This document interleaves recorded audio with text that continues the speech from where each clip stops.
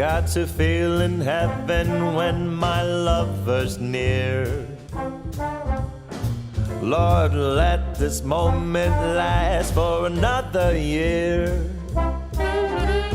Though today has ended, the night's still young, I'd say.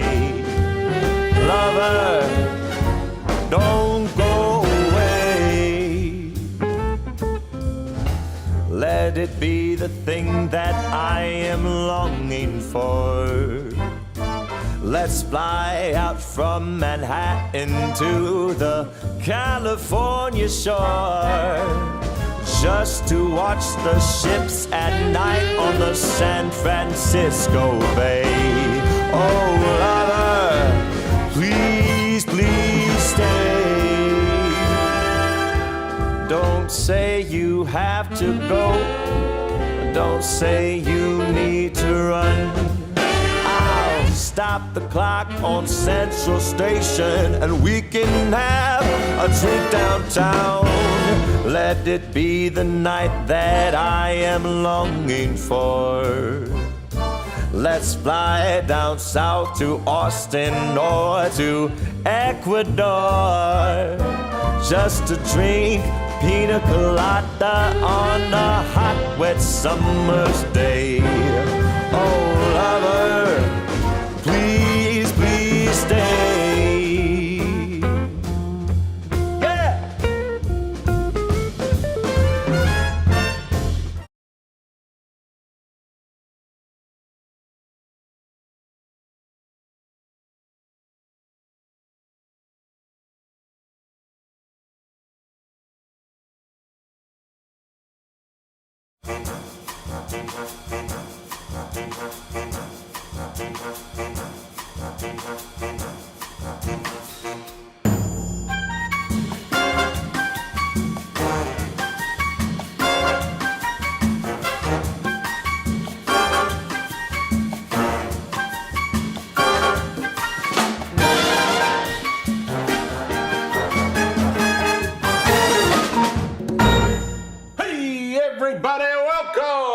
Bonsoir. Look, stir crazy Sanka Set. I gotta push that button. I was gonna push that button afterwards. It drives me a bit crazy. I gotta figure a way I don't have to push that button.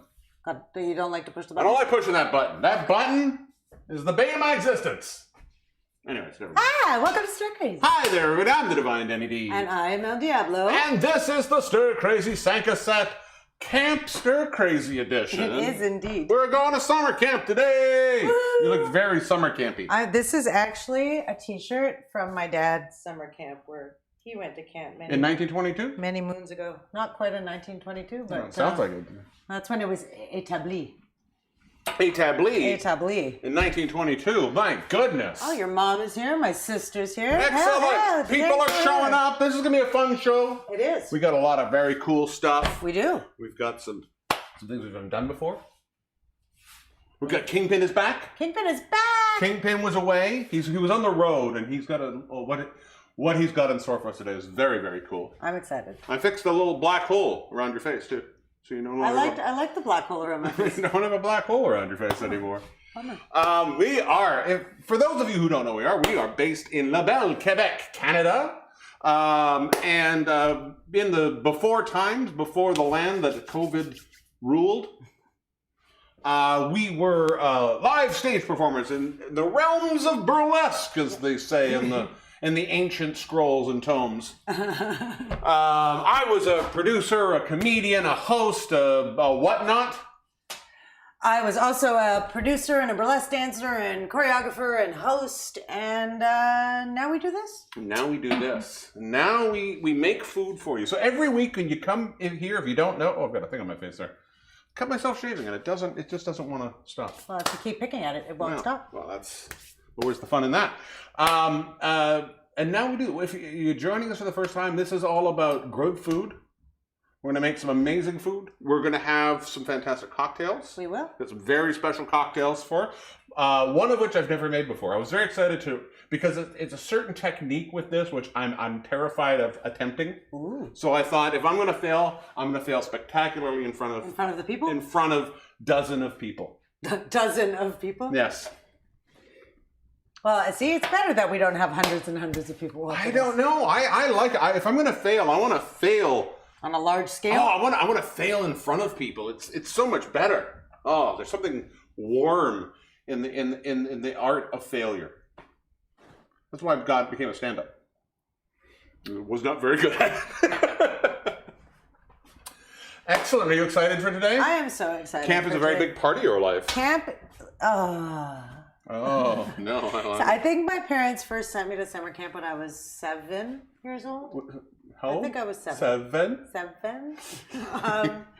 To summer camp, and that was like a 2-week stint. And then the year after that was another 2-week stint. And then How the long year is it after usually? that. Well, summer camp can be anywhere from there's day camp, right? Like you don't have to go to sleepaway camp. You can go to like summer day camp. How long is it usually? And you gave me, is it usually a day? Well, no, day camp is like where you go and your parents drop you off in the morning, and then at the end of the day they pick you up, kind of like school, but with fun activities like swimming and tennis and stuff. And then sleepaway camp, your parents either take you there or they put you on a bus and wave goodbye in some parking lot somewhere, and then you get whisked away for sometimes 2 weeks, sometimes 4 weeks, and then by the time I was done, 8 weeks. Like I'd leave Saint Jean Baptiste weekend and I'd come back middle of August. So what and I'm just going to go on a limb here. It just sounds like your parents just wanted to get rid of you. Oh, it's very possible. As well they should, but it was fun. It was the best. I've never been to summer camp. My familiarity with summer camp exists in the realm of 80s movies. Somewhere between Meatballs and Friday the 13th. That's fair. That is my knowledge, and I've never wanted to know more because I'm quite happy with that being what I think summer camp is. You're either getting into hijinks that border on the ribald, inappropriate and age inappropriate hijinks, or they're just straight up murder. Well, we never had murder at our camp. So no one murder. Not a one murder. Did anybody die? Not touch wood. Nobody died. Are you positive? No one, like, was there a camper who was there one day and then they went, and then when you went to go look for Susie Winemaker, she was just not there, and she got sick and went home, but you never saw her again. Was there any of that? Oh, that never happened. Oh, come on. Not at my camp. What the point? I don't believe it. I believe that somewhere in every summer camp there's at least one murder. Well, you never went to summer camp, so. I know, and it's a narrative I've told myself, and I'm really happy with it. Okay, that's fair. You can believe that. I mean, you're allowed to believe whatever story you want to believe. Isn't that the new world we live in? Exactly. This is my truth. All your truths. Live your truth. My truth is people die constantly at summer camp. Excellent. If you had to say one thing that you had to tell people why they should send their kids to summer camp, what's the reason? If they have kids, or if you don't, why they should send somebody else's kids? Because it's so much fun. It's fun. It's so much fun. I mean, and even gym like class the stuff, on the right day. No, even the stuff that's not fun, like your swim test and shit like that. You really don't like swim test. Are you not a good swimmer? I'm a great swimmer, but the swim test was always like first thing in the morning. Was it a written test? No. I'm good at written tests. No, it was always first thing in the morning, and because you were like normally in like mid to not super up north Ontario, but like mid to northern Quebec and Ontario, it was cold in the water at the end of June. Mm-hmm. And you had to dive in there with all your clothes on to prove that you could like tread water and stuff like that. It just wasn't fun. That just sounds like something you drunk people would do. Were you guys drunk? No, we were not drunk. Are you sure? No, but I think they were preparing us for the eventuality that if we went to the summer camp for long enough, we would be drunk, and we'd probably need the skills. So. Well, that's good. So yeah. Okay, well that's fine. Like we did sailing and kayaking and canoeing, yeah, and water. We had water skiing at my camp. Oh. I didn't like water skiing though. Not a water skier. There was one summer camp that I had the opportunity to go to when I was young, but Jesus won out, and so I had to stay home for religious reasons.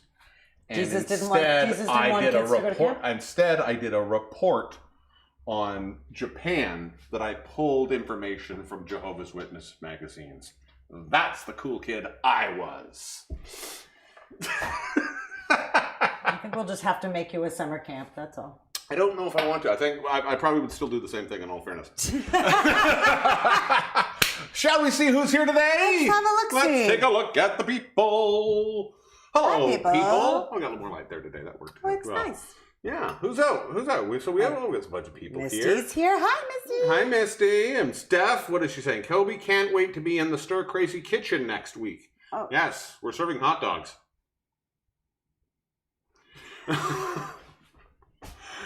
It's not. Steph doesn't think summer camp is fun. I don't know if summer camp's not fun or the swim test isn't fun. I think if it's Steffi... Or the show. Maybe she's talking about the show. No, I think it's probably summer camp. She's probably talking about the show. It's probably summer camp. Show isn't fun.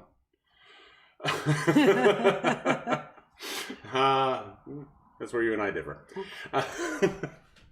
Oh, no, excellent. We have some people here coming in from all over the place. It's going to be good. It's going to be a fun show. We have some really cool stuff I'm excited about. I'm super excited. Yeah, actually. we did have. We had a lot of fun. We had some guests in on Sunday, Monday, and we decided to make something super weird. We did, and fun. Super weird. I keep looking at myself. I hate when I have to do the camera. I can't. I don't want to look at myself. I want to look at the thing, but you can't help it because you have to look here to make sure. Yeah. And then I always find that I'm trying to read too. That I don't mind, but I just think it's when somebody's clearly looking at themselves, it's a bit distracting. I'm going to put up my shavooks. Or are you looking at yourself to do that? Yeah. Well, let's go to the main camera then. Thanks. All right. While you're doing that, I tell you what, because the show is so special, there's so many great things going on with the show today. I want to start off prepared, which means we're going to start off with a cocktail. Une cocktail? Oh, wait, before we start off with a cocktail, yes, we have to say hi to Mr. Ling. Where's Mr. Ling today? Mr. Ling's hanging with the booze today. Oh, hey, Mr. Ling. Hey, Mr. Ling, how are you? I'm fine. Oh, Mr. Ling, I didn't know you could talk. I can't. That's just you, Dan. Oh, weird. Anyways. I go over here. It's good that we find ourselves amusing. Stop talking. Thanks. We're gonna make. There's very few cocktails that really have to do with summer camp. So I thought I would do, but there are a lot of cocktails that talk about that are sort of focused for camping. Okay. And this one I like because it's sort of a nice camping drink because it's a simple drink. It's a 3-ingredient drink. It's fantastic for that. But I'm just gonna sort of grab everything here. I want those. Do you need ice? I will get. Yes, I want some ice. I can get that for you. Yes. Would you mind grabbing me the ice bucket? I do not mind that. So we are going to start off today. Oops. You can just move the light too. I can, but I can just move it as. Now you got to move it back, I yeah, know. because it's in the shot. Now you're out of the shot. We are going to start off a classic cocktail, the Tequila Sunrise. Now I'm going to need a bigger knife than that. Thank you very much. There's a big orange. Look how big that orange is. That's a big orange. I know I bought it. Big orange. Big orange. Summer camp teaches independence, says Michelle Socher. Oh, it does it? All the kids say that, though. No, this is a Tequila Sunrise. The Tequila Sunrise, super simple drink to make. Anybody can make this drink. The key to this drink, though, is to create the sunrise effect. So what you're looking for is you want to take your first 2 ingredients. You want to put them together. They are going to be, of course, I forgot to grab my ingredient. Oh, no. There we are. Some orange juice. We're going to want a little bit of orange juice. We are going to want a Blanco tequila. Very important that it be Blanco because we don't want to, we want to keep so we want to sort of get that paleness into the drink. So we're doing, in this case, we're doing the Tromba Blanco. Very nice. It's a nice Blanco tequila. Again, silver would do fine, or very, very pale Aneo. But I think the Blanco is fine. It's like a Raspado, but not quite as gold. And then, of course, the key thing in here is the grenadine. This is just store-bought, but if you want to make your own grenadine with some pomegranate, you can. Or just use maraschino cherry juice. Some people prefer that. I like the grenadine because I think the pomegranate is a little nicer. And this is what's going to give you the sunrise effect. I like it. In this, the glassware you're going to want to use for this, I like this, the sort of fluted glass. I think it's got some depth to it, but it's not too bad. You want to make sure that your ice is already in the drink. Do not put the ice in afterwards, or you're going to, of course, lose your effect. Lose your effect. Do you don't need any more of this? Give me one more of each. One more of each? One more for each. One more of each. Give me one more of each cube. So we want to have that in there. Very simple, very easy. Let's go overhead and take a quick gander at what we're doing over here. So we got the drinks made here. Let's pull that back into place. Very good. So in this drink, we are going to do per glass 2 ounces. And this is a drink we're making right in the glass, you'll notice. So we're doing, there we are, 2 ounces of tequila. Do you want tequila or do you want vodka? I'll do a tequila. All right. I'll try it out. Tequila is, I love tequila. I find it's one of those drinks that not enough people give credit to. It is a lovely drink. It's got so much flavor. It's like, if you like scotches, and there's a lot of people, getting into tequila is like getting into scotch. There's so many different variations. There's so many different effects it has. Smoky, peaty, blah. So there's various different things that all come from this. Smoky, peaty, blah. Well, that's the scotch thing, but there's those ideas that are equivalent. You know why I don't drink tequila. It makes me aggressive normally. All right. So the next thing we want to do is we're going to put in, we're just going to fill this up. And we want to go easy. We don't want to get too, we want to sort of create, there we are, this sort of effect in here. We're going to pour this in there. It's going to settle a little bit. And you're going to get that lighter top. So maybe it's a little easier to see that from the front. I wasn't sure what. Yeah, I know. But you can sort of see we've got sort of heavy, darker orange at the bottom. It's lightening at the top. There is the beginning of our sunrise. Now, the last thing we're going to add to this is we need a 1/4 ounce of our grenadine, but, oh, I forgot that. We want to make sure, in this case, what? Come over there and tilt you up, right? Don't worry about it, it's fine. It's okay, I'm not doing nothing, you're making the drinks. I know, but, and this is the thing, we want to make sure we're pouring it over the back of a spoon. This is going to allow it to settle through the drink and down at the bottom because of these things. The grenadine syrup is going to be the heaviest. And this is where this is where I like to say, I hate layered drinks of any sort because they make me nervous because I never get them right.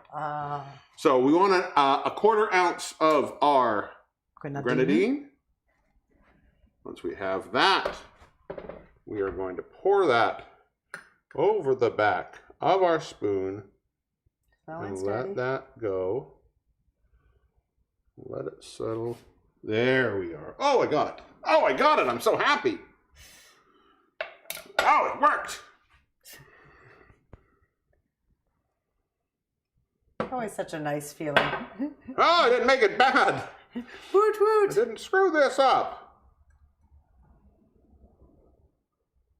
And what you're really trying to do is get the spoon over to the side, and you're going to try and sort of sneak that down the side. Ideally, you want to keep this to the bartender's back so that when you're passing it to somebody, it's settling on the side that's away from them. But as you can see now, we've got that lighter coming down, settling with the red at the bottom. Now, a good tequila sunrise always has some kind of very nice garnish. Or again, this is sort of a cheesy drink, so you want kind of a cheesy garnish with it. So you're going to go into this and take a serious orange. It's a serious orange. Wow. I'm going to take a nice big slice of this orange in here. And I have these, which are... Would you like a... Oh, no. I just got a finger. Don't worry. We have... the boozy tipsy cherries. Boozy tipsy cherries. So we're going to take that. We're going to run that through. I've got these with little cute pineapples on them. Oh, look at us go with our cute... And then we are going to go right through here. Oh, come on. There you go. Oh, look how pretty. That is going to sit right there. And this, I'm going to do one more. Let me just get one more in there. Yeah, of course. I want one too, you know. That one is yours. Okay. This one's got too long a stem. I don't want that stem. That's Tim. Get away from me, you stem. And we're going to go into the orange. I'm just going to get you a damp Oh, cloth. I love this. It's so 70s cheesy. Yes, I love it. Oh, and this is the classic Tequila Sunrise. Get that. A little syrup there. Lovely. Look at that. There you are. And now with that, you're also going to want to. Here we are. Sorry, I knew I forgot something. Should I add the spoon? The final thing is the straw in there, so that you can mix this up. Because eventually you do want to mix it up, but you want to. Boom. Let's cheers. Cheers. Ooh, it's all syrupy at the bottom. We're gonna give it a little. Mix it up. A little stir skew. And then you should get this lovely sort of pinky orange, but it's still and there. Tequila Sunrise, orange juice, some grenadine, but it's the layering. It's that beautiful little creation to make a sort of beautiful presentation cocktail. Oh, it's so funny. I stopped drinking orange juice cocktails years ago with the exception of mimosas because I think I overdid it in my youth with stuff like Sex on the Beach or just like vodka orange or whatever. But that is a tasty beverage. It's a lovely drink. I think I wouldn't drink 12 of them now because I think acid would like just kill me. But I think that's what a good orange juice cocktail does. Also, like, why do you need to have 12 of them, right? But I think there's something, but there's also something in that fabulous combination of just sort of an over the top Ches drink. Cheesy, Good morning, Baron Von Stick. Hello, Baron Von Stick. How are you guys? Welcome. We're gonna put all this away. Yes, clean up after yourself. I am cleaning up. This is a big rind. Look at the rind on that. I know. Thing. That's all rind. I was gonna say that's bananas, but it's not. I would think if I bought. It's an orange. That orange is like kind of a ripoff. It's an orange. It's all pith. Y'all. It's all pith and no go. A no go. All pith and no vinegar.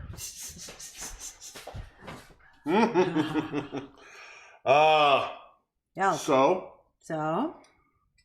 How are we doing? We're doing good. We're pretty. Pretty good. Yeah, I think I know what I'm talking about. I like it too. It's amazing. Refreshing. Who else is there? Oh, hello, Fabi. Oh, hello, Fab. Well, you guys got here just in time because, as we said earlier, we had a couple of guesties come and join us this weekend a little bit. And as you can tell, we didn't put out a promo this week. We got kind of busy with a bunch of other stuff. But we wanted something. And I'd like to do this regularly, at least a couple times a month, is to have also a couple standalone sketch videos. So this one was good, and I was quite happy to play around with this. I was too. Because this is all about summer camp today. It is indeed. And if you know summer camp as you do, so as well. I know so well. Well, again, I know it from certain things. Horror movies and meatballs. Meatballs. And I think this is pretty good too. I think this is pretty close. Here we go. You be the judge. We were lucky to be joined by a couple of our friends. See if you can pick them out. Bon appetit.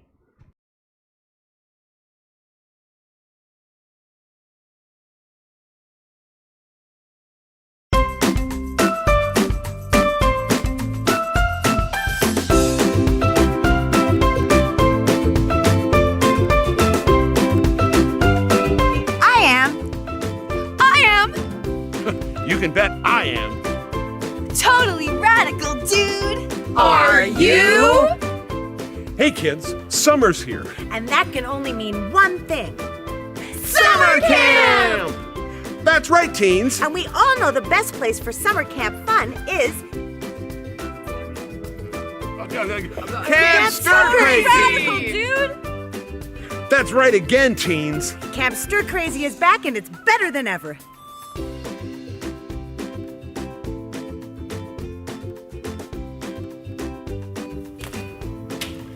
Hey gang, let's real talk. We know that the past year has been totally gnarly.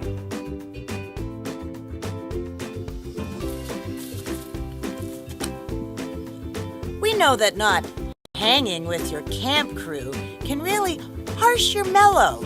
Trust us, we feel you, dudes.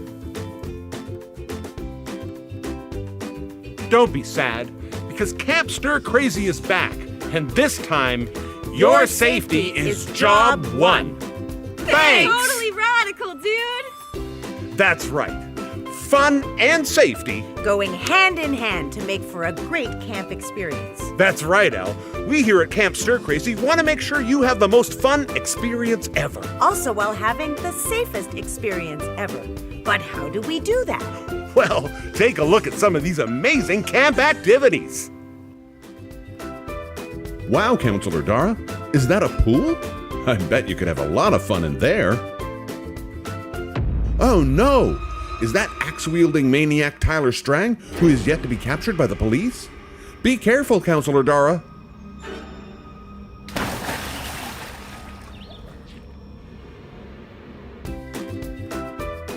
Whew, that was close.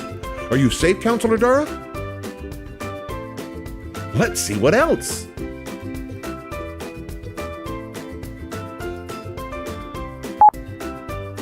Hey, Counselor Michelle. What's that cool gathering spot there? Is it the hang tank full of all sorts of games and activities? Oh no! Watch out, Counselor Michelle. It's axe-wielding maniac Tyler Strang again, who is yet to be apprehended by the police. Get to safety.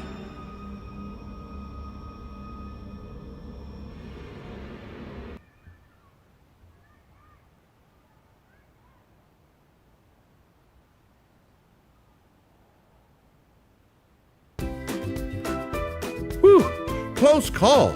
Are you okay, Counselor Michelle? Let's see what else. Hey, Counselor Michelle, are you out enjoying?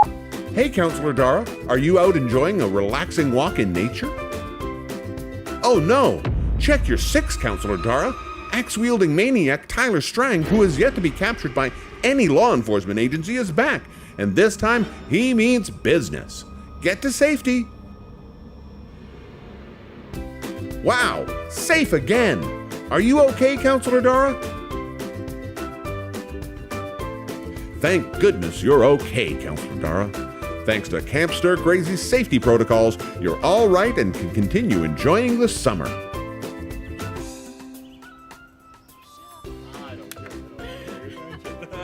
That's right, gang. Camp Stir Crazee is back. And it's safer than ever. But we're still just as fun. So come on back to a better, safer Camp Stir Crazee. Where your time will be Awesome! radical.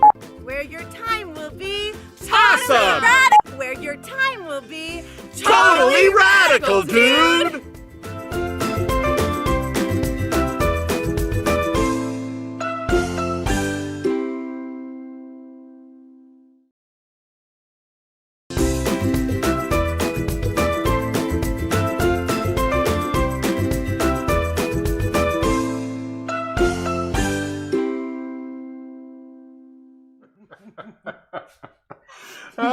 We want to thank Dara Mandu And Michelle Sarcher. You were amazing in that. I couldn't help every time she had that face on. I just lost my mind at that Thank stuff. you, Ben. Yeah, it was good for a giggle. It was very funny. It was very silly. Also, now if you want to know what it's like being friends with us, Yeah, you can you're gonna come up here. You're gonna come we'll up put here you to work. Come and hang with us, but you're gonna be in a video. That's all I know. That's all I know. We've proven we can do it in a day. Yep. Oh boy. But no, it came out. It was kind of fun. It came out really cool. Who do we got? We have somebody in from Twitch. Hello, Monsope. Monsope. Is that Monsope? It's Cesspoo. Cesspoo. J'ai aucune idée. Excellent. Thank you. It was we had a lot of fun. It was one of those things where just at the moment, like I think last week we got very stressed. It was like we knew we had to do a promo, and I got very sort of up in my head about it because the more I thought of what I wanted to do, the bigger and bigger it kept getting, and the more more daunted I was getting by it. But they came up on Sunday, and it's like, oh, I had an idea. No, it was great. We couldn't have done it without them. And also, I think we provided a lot of good head scratching for our neighbors who didn't know what was who going on. had no idea but sat out on their porch. And I think we provided at least 2 hours of free entertainment. Yes. For them. As Yes. well. I think the dive into the pool was also spectacular. Oh, it was. Good job. Fantastic. She went completely horizontal. Yeah, it was very cartoon. Excellent. Yeah. Excellent. Yeah. Oh my golly. Oh my golly. Well, with that out of the way, shall we ask everybody a question We about should. camp? Sure. Are you ready for a camp question? I'm ready for camp. I'm going to swap. We're swap, so I know where the buttons are. I know where the buttons I know, are. but you know the buttons where the buttons are, but then you have to go here. Whereas I know the buttons where I'm going to go. Here's the first question. So the first question today, really simple. What is your favorite summer camp memory?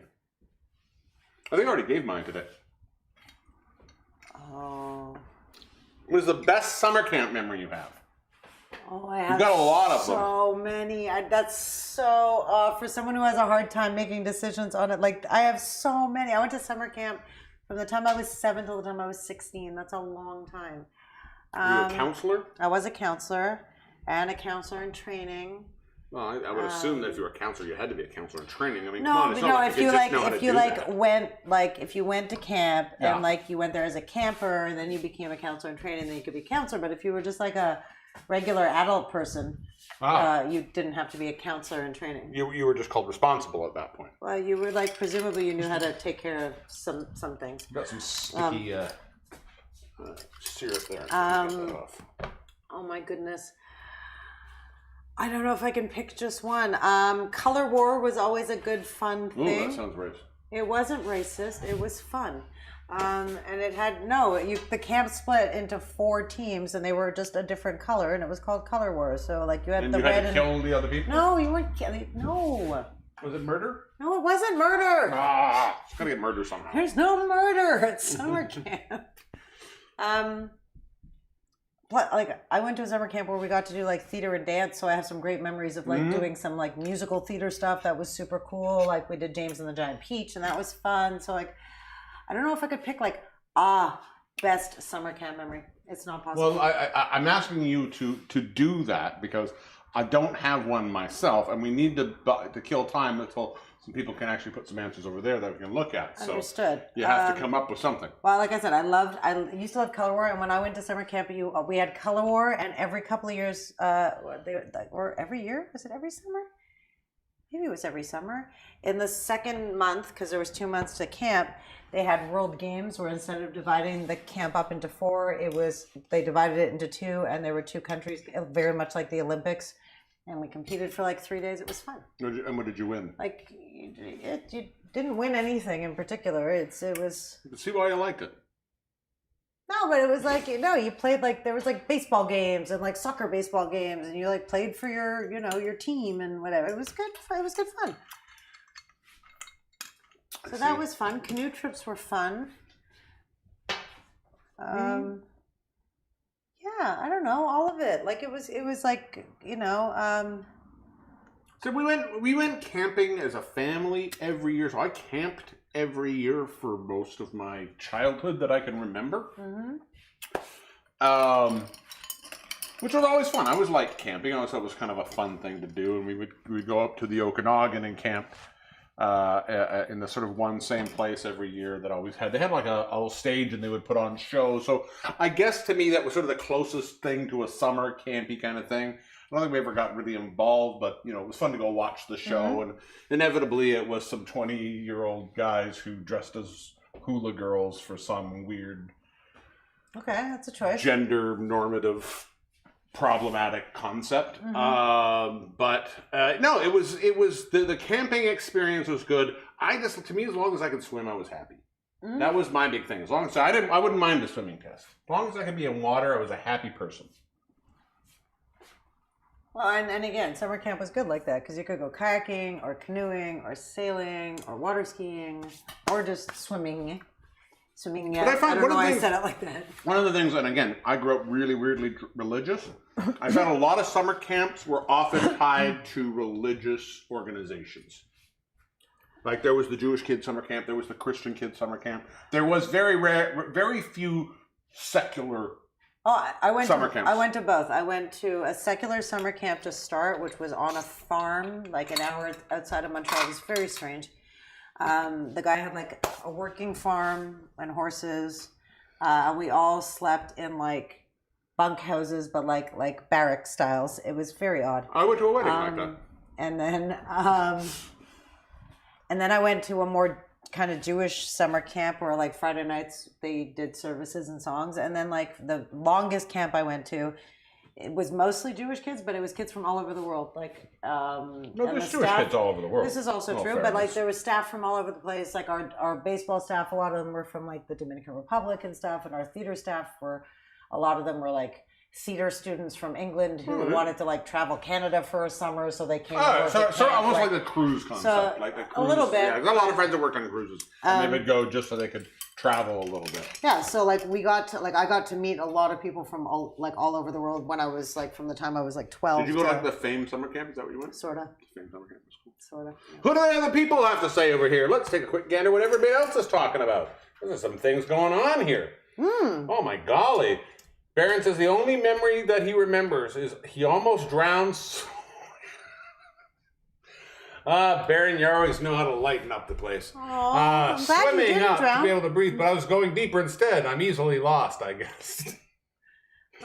Yes, I guess when gravity is going in the wrong direction, always fight against it.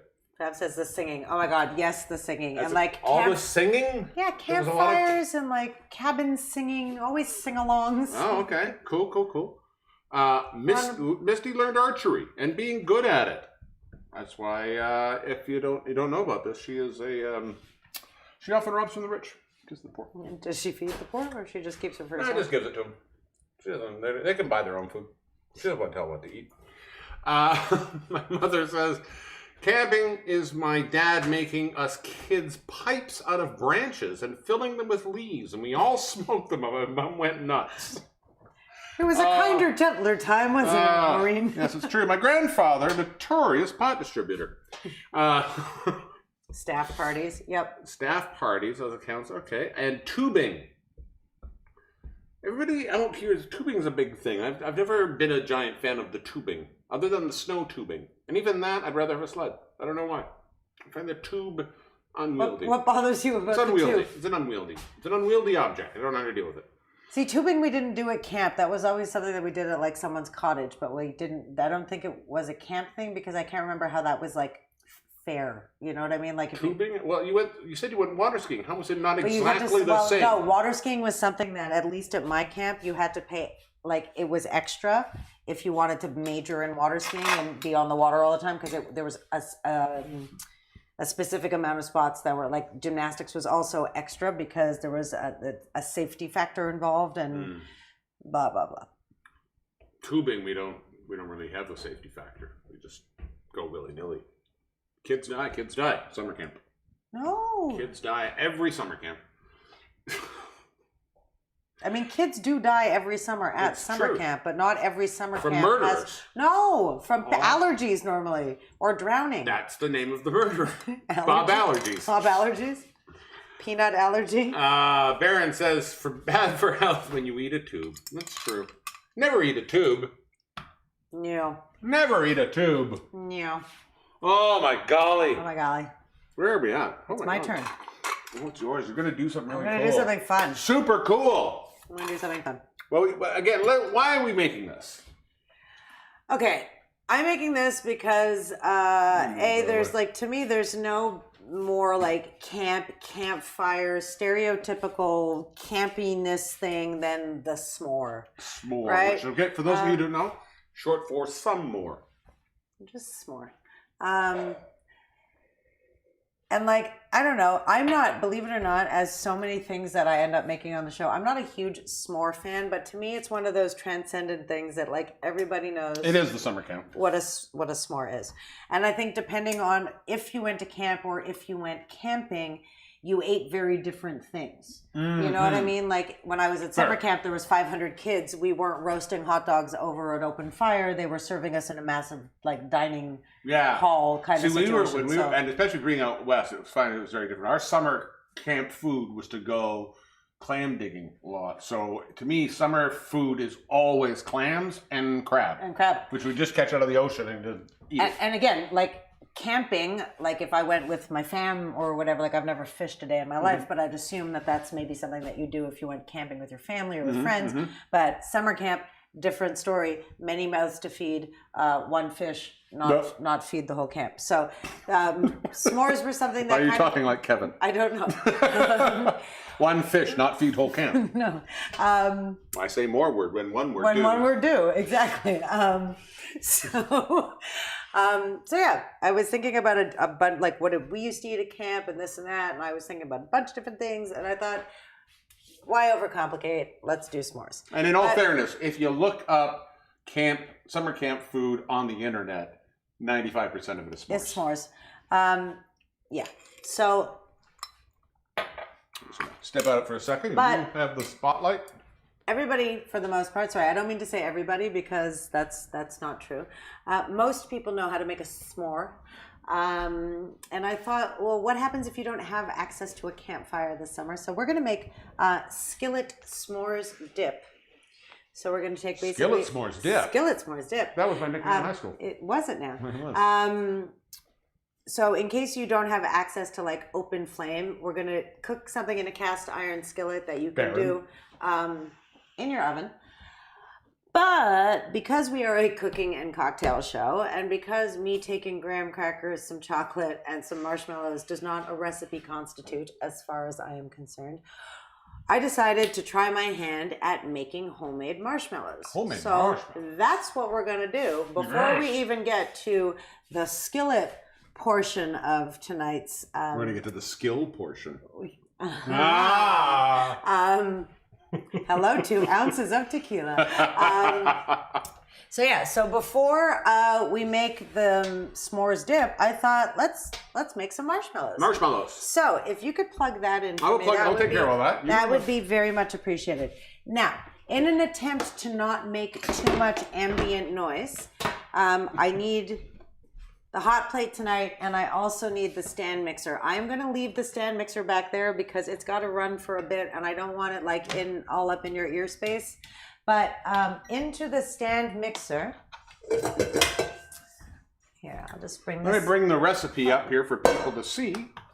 You can see what we're making here, because it's weird. Marshmallows are one of those things that always seem far harder than in reality they actually are. They're very, very simple. And in all fairness, there's I did a little research. Here's your ingredients right here. So we got some into the bowl, the steel bowl of the stand mixer. I am just putting 3 packets of Knox gelatin, so plain old gelatin. Elle Diabloe. Oh, I will in a second. I don't need to. Well, we had recipes up and stuff, so I was trying not to. Well, exactly. So there was too many things happening, and I don't really want this on here. Into this bowl, we've got 3 packets of plain old gelatin and half a cup of. Actually, I want to be super precise about that. Boing. Half a cup of ice water, which has been sitting there being icy for a bit. So we're going to bloom the gelatin just the same way we would like... Bloom the gelatin? We would wake up your yeast and stuff. Get that going. We're going to stick that back over here. I've got the whisk attachment on the mixer. We're going to get that in there. Bada bing, bada I'll bring that over to people so they can take a quick gander at what's going on over there. Cool. Here, we're going to take a quick trip. You take a quick trip the fly can over there. look. Oh, we're blooming some gelatin. Oh, it's lovely over here. Can you cut me back now? I can indeed. There we go. Hi. I need to retour. So that's over there. That's happening. We're going to, into this pot, put the other half a cup of water. I have over here now. Make no mistake, friends, this is not a vegan-friendly recipe. There are ways to make vegan-friendly marshmallows. I just didn't care to do that because I am not vegan. But you can do it, okay? Half a cup of ice water. 1.5 cups of sugar. So we are not talking about a diabetes-friendly recipe here. Pardonnez-moi for 1 second. And I've got, again, not diabetes-friendly at all. We have some light corn syrup here. Why am I using this? You don't have to use this, but making syrup, simple syrup, but for candy purposes, it gets finicky. It really does. And agitating the syrup can result in you needing to start all over again and redo your syrup. So by adding some, I'm just going to grab some salt. You go. Just get the salt. By adding some syrup to this, it makes your life a tiny bit easier. In terms, and we're adding a 1/4 teaspoon. The kosher salt. Of the kosher salt. The kosher. Oops. You want that stirred? Yes, kindly. Combine Now that. that you put all the salt I onto didn't the put stirrer. all of it. I probably put exactly No, but you put it onto the stirrer is what the happened. stirrer. The stirrer. Oh, it's sweet and salty. Just like me. All right, so what we're going to do, let me just get a top for that. Does this need to be turned on? That does need to be turned on. What would you like it at? I would like that at medium high. Medium high, you say? And we're just going to, oh, that's too big. There we go. That guy was hiding. We're going to get that, 6 is probably good. And I'm just going to put the timer on and we're going to get that going for about 3 to 4 minutes. We're not going to touch it pantoute. But what we are going to be needing, where is my candy thermometer? Oh, it's in there. Oh. Friends, do yourself a favor. Candy thermometer, Oh, sorry. meat thermometer. Both awesome. The candy thermometer will help also when you're doing deep frying. And the meat thermometer just helps not to poison your Overcook your friends. meat. Or undercook your meat from like a chicken perspective or whatever. So it's a very handy, they are very handy gadgets Very to handy have things in the to kitchen. have. And they're not going to run you a fortune at all. No. Other thing to keep in What's mind. the difference between a candy thermometer and a meat thermometer? It's like, can I get away with just one? I don't. Know what the difference is? A meat candy thermometer. I was Why did wondering. you ask me? Well, because I didn't. I was wondering if you knew, and I didn't feel like the candy thermometer is thicker. It's meant to go into liquid. Yeah. Where The a other meat thing is goes thermometer into flesh. pierces, so it's a little thinner. And skewer. I was going to say it's pokier. Well, it's just Well, yeah. thinner, so it'll pierce without expelling too much liquid. Like that would expel too much liquid when you fill it up. The other thing you want to keep in mind too is when you're going to attach this to the side of your pot, you don't want the tip of your thermometer resting on the bottom because you're not going to get an accurate read Yes. as to what temperature the liquid's at. You're only going to get a temperature read on the bottom. And what of the temperature pan. you're looking for? Well, in a moment. Oh, I'm sorry. Actually, in 2 minutes and 22 seconds or so, we're going to bring this up to 240 degrees of Fahrenheit. And when it gets to 240, we're going to take it off and we're going to add it to our blooming gelatin. Blooming gelatin. Blooming gelatin. And yes, the meat ones are pokey. I agree. Well, technically, Stuart this one says. is pokey as well. Yeah, well, yes. I mean, I wouldn't want to These are take, both I wouldn't pokey. want to be stabbed with this, but it's not as pokey as a meat thermometer. Candy, it's true, candy thermometers do handle higher temperatures. This is a fair fact. Meat thermometers don't need to go above 200 generally. Also, friendlies, when you're working with sugar, hot sugar, caramel, candy, any of that, be super careful. That stuff gets hot and it burns bad, big time. So we want to be nice and careful. Ironically, Stuart Spence also, a little pokey. You think Stuart Spence is a A little little pokey, a little bit pokey. I think you're lovely. But that's okay, because shy, Gumby. Little Gumby? Little Gumby. I kind of knew the second you said it. I was like, oh, we're going for a There's a Gumby joke. It's a long way off, and we're gonna walk there. But once we get there, that will pay off. It Payoff will is be big. minimal. Big time payoff. See how we're doing in here. Things are starting to happen, but not so much. Things are starting. Let's go overhead. We don't need it. I'm going to leave that covered for 56 more seconds. 56 more seconds. 56 more seconds. Wow, what can we do for 56 seconds? I'm getting pregnant. You can't do that. Every time I sing a second note, then you just do this. You match me. Was that the game, or you're telling me? No, that's what happens every time. You go harmonize with me, and I go harmonize, and then you. And then I match. Then you match. But then it's supposed to ratchet you up to your next. Oh, is that the thing, Yeah, or is it just the fact you can't harmonize? I'm sorry, you're on tequila. I should not poke the bear. No, I was just going to poke you with my poking stick. Thank God that was not pokey. It's the meat thermometer. Just saying. Just saying. Totally radical, dude. Michelle Socher, if you are still watching, thank you. That was Dara also, All right, thank you. let's go over here. All right. That's the annoying timer song. The timer song. It's a good song. It is. I'm going to put the timer back on, ironically, and get this going for probably about 8 minutes or so. We're just going to... I'm going to pull this up a tiny bit so it's, again, not sitting on the bottom of the pan. And what? And you're looking for 240? 240. It's going to be... It's going to see on that light. I'm still figuring out this new setup. The lights are a little off, and this is a fan, a little bright.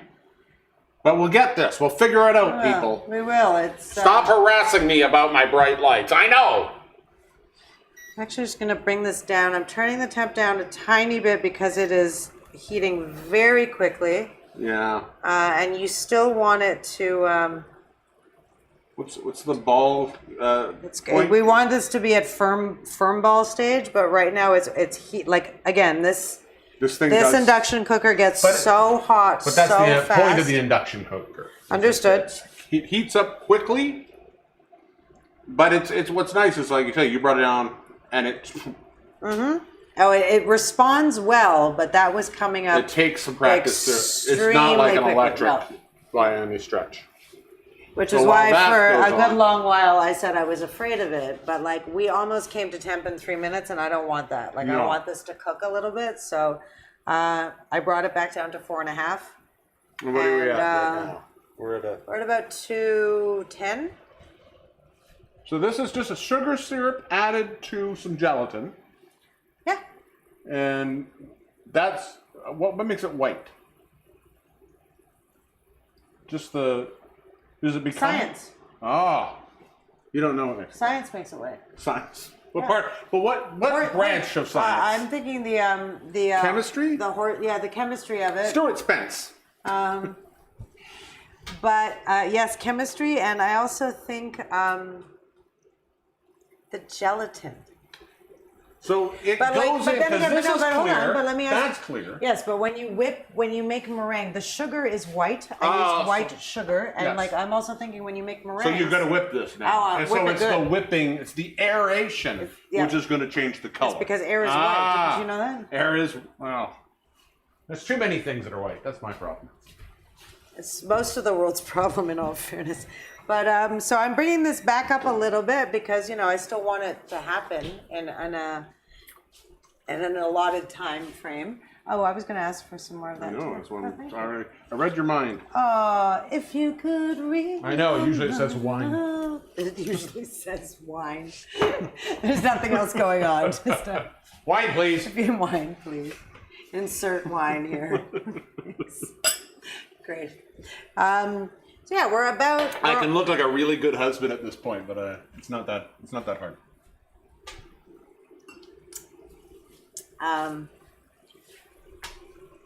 This is going quite well. It is indeed. You're heating up quite nicely. Yeah. And again, like this is one of those things where I promise you, friends, and we were talking about this the other day. Cooking to me is instinctual. Because I know what my palate is like, and I'm willing to take chances with things that I think will taste good together. Certain herbs, certain spices, certain fats, certain umami flavors, whatever. Baking, candy making, all of that is such a precise science. Oh, it is. It's like, that it's probably why I steer clear of it most of the time. But today I thought, you know what? Why? Like, try it. Do the thing. What's the worst that's going to happen is you'll screw it up and then you'll try it again. But it's definitely like I am 100% more at ease making a meal than I am a dessert all the time, because it's so much more precise and unforgiving. Ironically, I think, like if you know 10 degrees over temp and you've got like a hardened blah blah versus, you know, under temp, it won't perform properly as you whip it. So it's way more precise than I normally like to be. Wish I had a hardened blah blah. That's what she Innuendo. said. We can't. It's not hardened. Oh, we're almost We're there. at about 220. Oh, it's 225 from my angle. That's. Oh, we're coming on 225, is it? Are you coming on 225? No, I'm not hardened. And we're, we're right on time. I set the timer for about 8 minutes. We've got about 2 minutes left. I know this is very, very exciting watching us. We're watching a Here, pot boil. go over top for a sec. Oh, I will. Boom, boom, boom. This is happening here. Here, we can even make it dynamic. While you're doing that, we'll do it this way too. Look, we'll get some motion going on. Vroom. Oh yeah. As we come in. Oh, look at it boiling. That's real sexy effing hot, son of a right? bitch. Let's go up there and see what we get.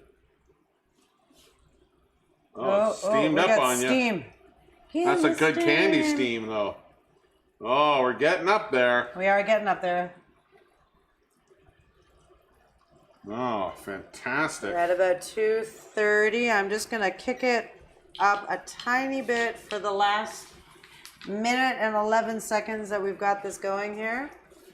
But also knowing that I will take it off the second it gets to 240. I don't want it You don't want it over to that. hang on that at all. You don't. I don't. Let it.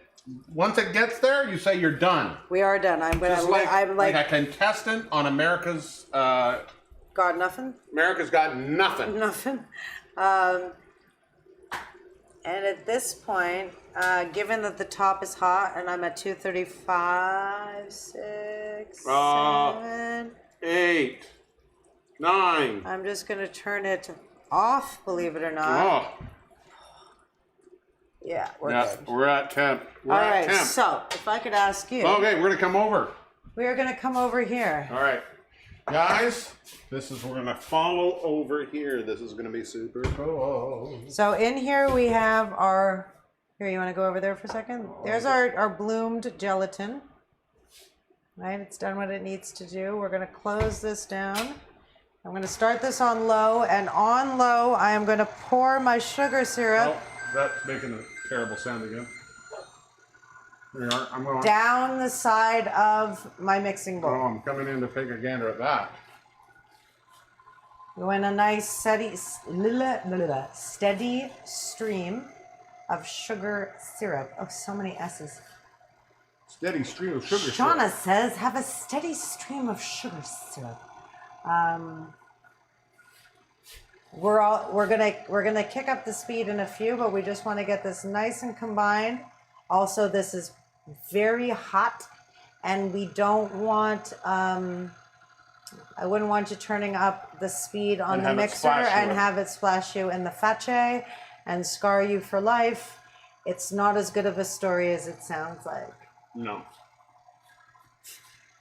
What happened to your face? You were permanently disfigured. I was making marshmallows for s'mores skillets. Yeah. Well, if you gotta go. Yeah, it's not. There's better ways.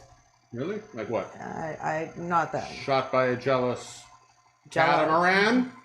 What? Nothing.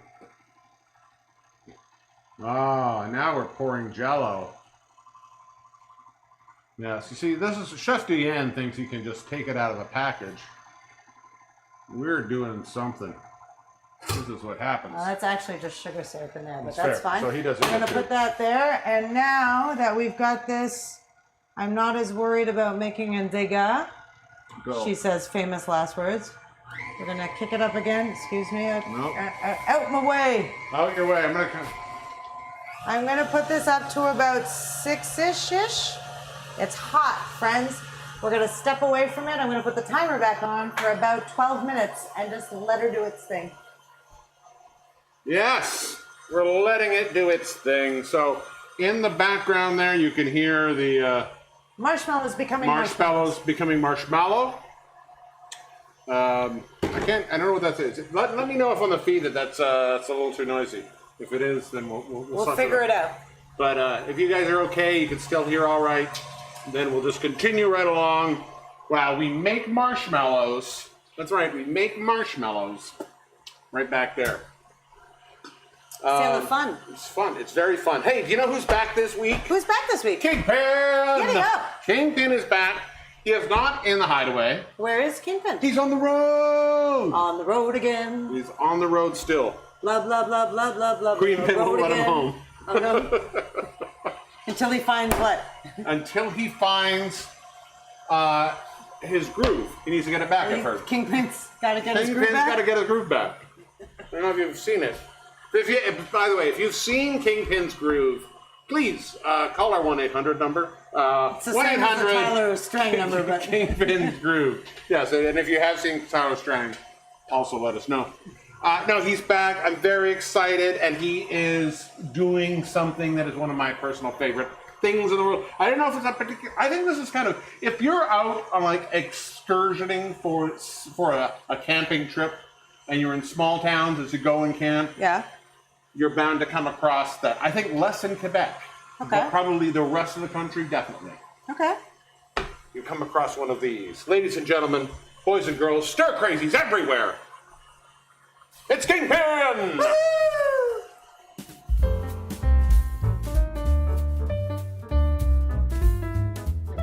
So that's a frosted mousse. Oh, okay, I didn't. Oh, hey, hi, it's Kingpin. Not in the hideaway. I'm out on the road, catching up with old friends. One of the delights of being on the road is sampling local cuisine. Sometimes you need something to tide you over until that bigger meal, lunch, dinner, what have you. Snack time's always a good time to have a little sweet treat. Now, Britain can have their sticky toffee, and France, their creme brulee, the tasty Spanish churro. But here in Canada, we have our own very special treat, the Buttertart. Now, the Buttertart is really a thing all its own. My first experience with Buttertart was when I was a young boy and I was learning to bake with my grandmother. We'd finished up doing a couple of apple pies, and there was pastry left over. I went to just roll it up and throw it in the trash, and she stopped me. She whipped up a kind of mixture, pulled out some tart pans, put the pastry in, mixture in, baked it up, and within the hour I was tasting heaven for the very first time. I think that's why Buttertarts are so delightful, because it's taking something that will be thrown out and making it into a treat. One of the most wonderful things about Buttertarts is the diversity that can exist within what you would think is a very fixed form. If you're looking for the best creme brulee, they're all trying to be a particular type. Buttertart can vary the type of pastry. Is it flakier, thicker, more like a shortbread? Is the filling firm or gooey? Is it a shallow little tart, just one bite? Is it a nice deep cup? All these variables create a great range within the Buttertart experience. Buttertarts really do have the whole package. There's the aroma, it's the size, it can fit in your hand. It's perfectly safe now, but once you start to eat it, goo can get everywhere. And then there's that experience of the first bite where you're not quite sure how much crust to take. You don't know what the filling is going to do.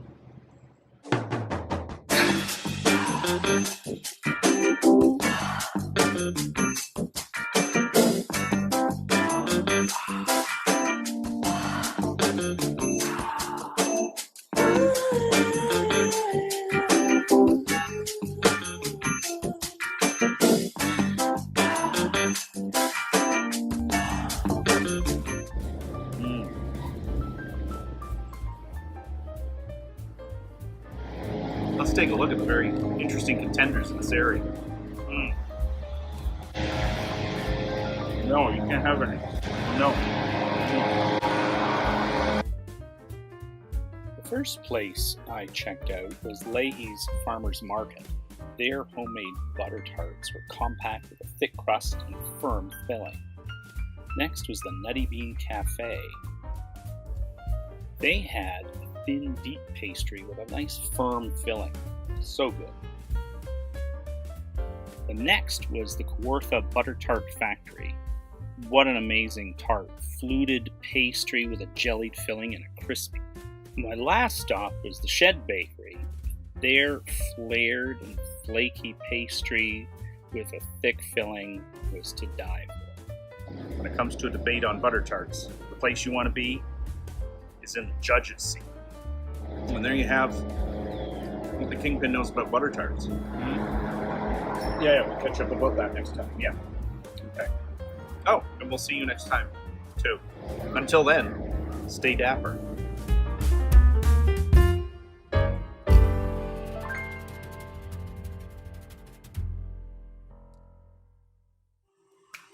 Oh, Yummy. Who wants a butter tart? Like right now. I used to make butter tarts, like weed butter tarts. I want one of those right now. I don't want a butter tart. I love a good butter tart. It's not a Quebec thing. We're more sugar pie. We have sugar pie or pecan stuff, like more maple and sugar than butter tart is a very British thing, but it is really associated with Canada.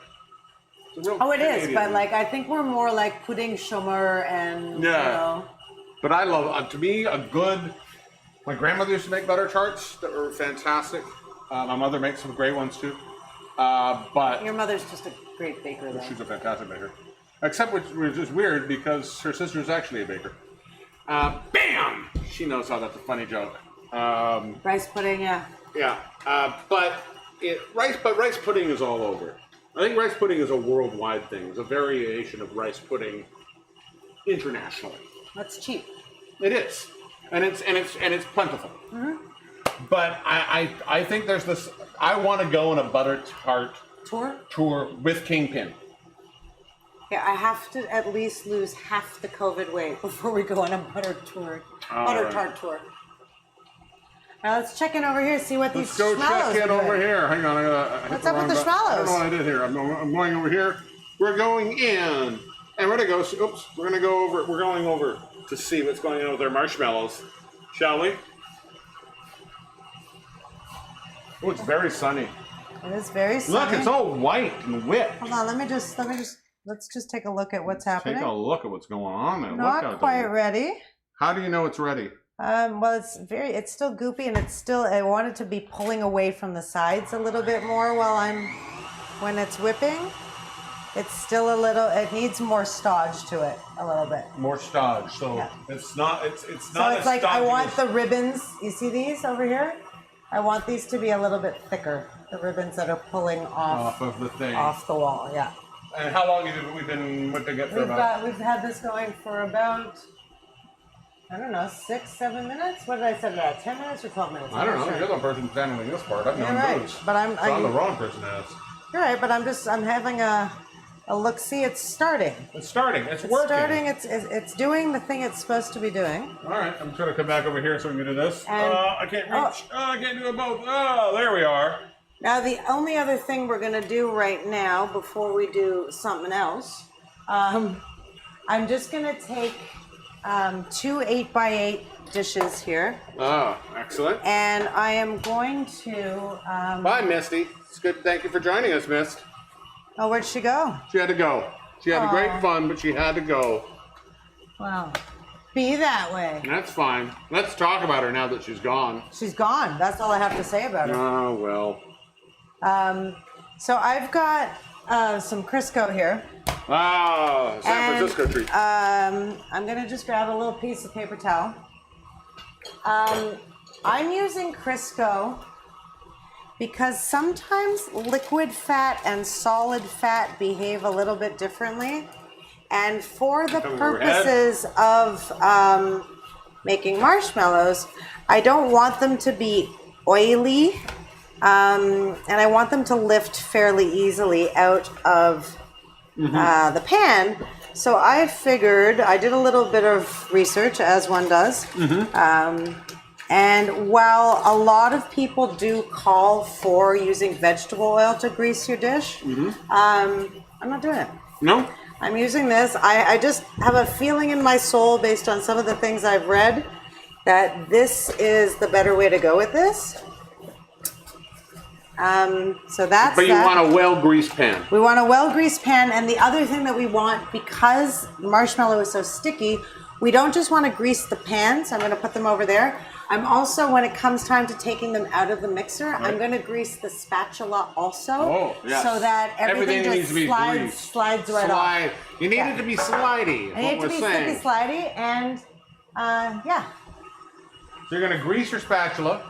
And I'm just going to come over here. Give me 1 sec. And pardonnez-moi, 1 more second, s'il vous plaît. In this measuring cup, I have cornstarch and confectioner's sugar. Cornstarch sugar. Hey, quick question for you. Yes. Because we're making the skillet s'mores later, Yes. what oven temperature do you need that at? 350. 350. All right. We're going to turn this on, just so you guys know. Where is your little fine mesh? Dude, oh, I've got one in here. The other one is right here. Thank you. Okay. So into the bottom of both of these pans, I'm just going to... Oh, I'm bringing over the web. Here, we can go over it. Well, now that I have that, I just seems redundant, but I'll keep it here. This is like the old days. We only had 2 cameras. I went a little bit thick on that over there, so we're just gonna tap some of that out. I'll clean that up later. No, you always leave when I'm switching camera to where you are. Well, because I'm trying to get something done here. I know, but we got to try and do it on the show. Can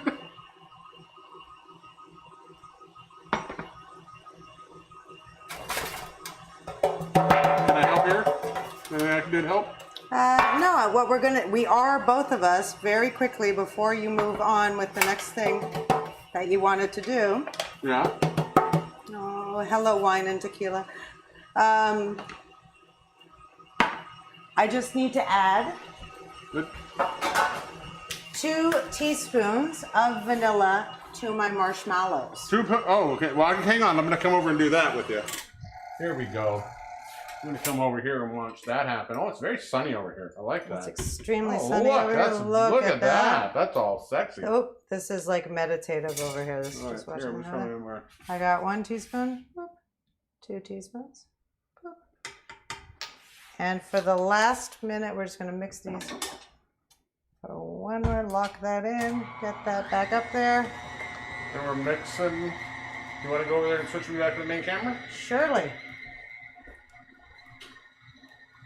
There's the main cam. Oh, that's fantastic. Well, how about while we're doing that, why don't we ask a question? Yes, do it. You cool with that? I am perfectly cool with that. We're looking at question number 2 for today. We've had one good question. Second question for today, which I said, what is the best movie or TV show about summer camp? There's so many. I've mentioned the fact that I've always loved... when it comes to specific happy ones, there is always going to be Meatballs is the quintessential 80s summer camp movie. There was a period in the 80s where summer camp movies were a regular thing. There was a lot of different summer camp movies when I was a kid in the 80s. And of course there is the Friday the 13th. There's a lot of serial killer. But I have to say that I think if you're going to go to something that's the best... The best summer camp thing I've ever seen has got to be the original movie of Wet Hot American Summer. Wet Hot American, yes. And again, you got to figure they made this when they were so much younger. Like some of the greatest stars and comedians of now who decided to go and rent a summer camp and make a movie. And they were all in their 20s. Just beginning to break, and I love it. I'm listening to you. Much. I'm just trying to get. Amy Poehler is at her absolute best. Janine Garofalo. Janine Garofalo. What's his name from SVU? Chris Maloney. Chris Maloney. Oh, thank you very much. It's like marshmallow fluff. It is like marshmallow fluff, but we're gonna pour it into tins and make it into marshmallows. I think to me that's my favorite. Is I will go with Wet Hot American Summer. But the movie, I like the TV series. I like the fact that the TV series picks up like the next summer, but they're all clearly 20 years 20 years older. I think that's hilarious. And that's where Chris Maloney's character kills me the most. But but what do you think? What's your? Don't go to that yet. Go to what's your favorite movie, TV show? I'm really partial to American Horror Story 1984. 1984? Because it kind of combined all of those things. It had the like serious 80s like workout vibe. It had it was a combination of perfect camp comedy. Yeah. It had the kind of slasher vibe about it too. So I love that and Final Girl. Oh, Final Girls. The Final Girls. The Final Girls is an excellent. If you like slasher films, like 80s slasher films, Final Girls, I love that movie. I forgot about that movie. Also, if you're in that realm too, I'll also put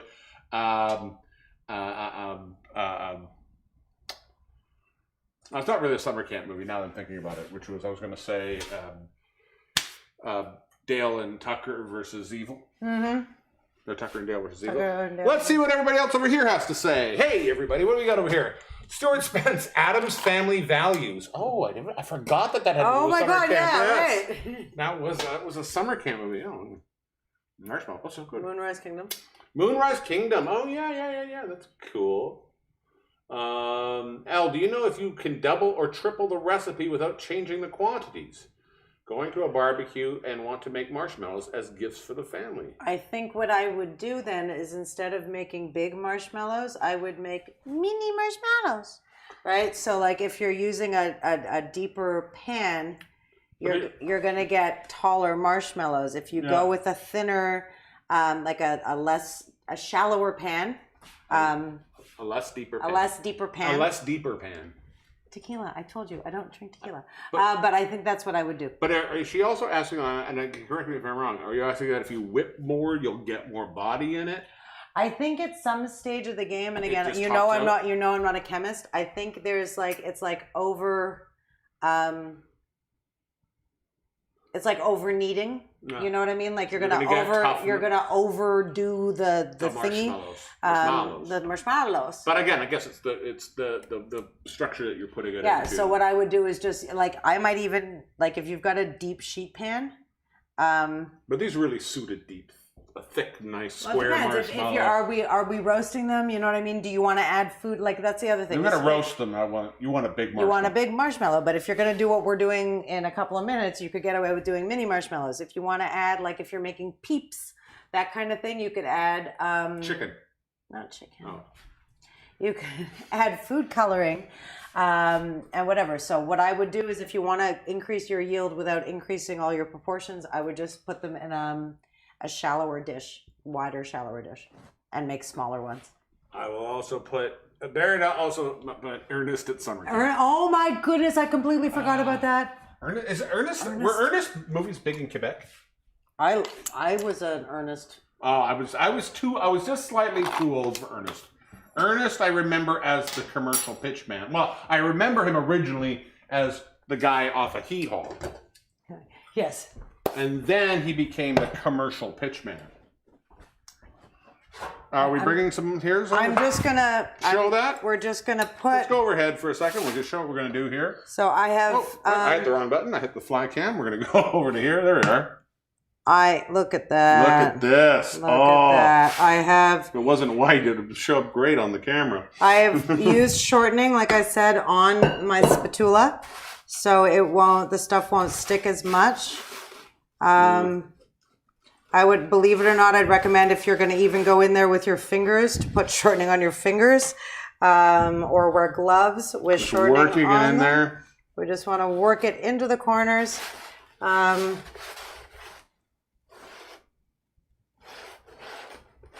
Comme ça. Gonna have a little bit of fluff here. You have some fluff. I'm gonna add a little bit to this pan, I think.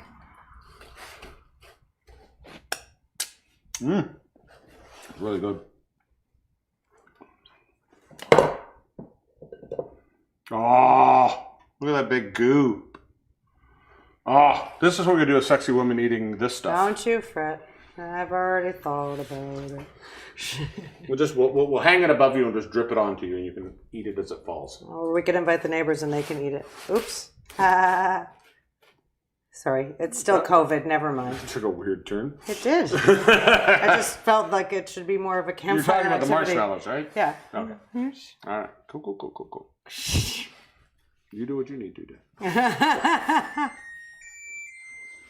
All right, that's ready to go. So that's The oven awesome. is ready for That's s'mores. fine. We're not ready to do that just yet. We are ready. For some others. We are ready. Do you want to listen to some music? I would love to listen to music. So while you spread marshmallows into a pan, how long is this going to sit afterwards? This is going to sit for at least 4 hours. 4 hours. Now, have we got some already? What kind of Cooking show would we be if I didn't already have some waiting to go? So we already have some waiting to go. So you're going to see the finished product when we make the s'mores skillet. Exactly. Until then, let's rock last out. week we had, of course, the lovely problem that your amazing cousin Rev, her single, we put it on the show and we got flagged all over by Universal Music. Literally all over the world. So I felt famous for a minute. For a second, we were very famous. It's actually a good song, and I'm so glad we're following up this week with another fantastic song from a band that's already been on the show once. We've had them on once before, the Perfect Strangers, Perfect Strangers. The amazing Khalil Johnson. Yes. Khalil Johnstone. I love this band. This is their latest video, and I really like the last song we put on, but this is my favorite song. I've heard of theirs for a very long time. So one more time, it's City Lights with Perfect Strangers. Here you go.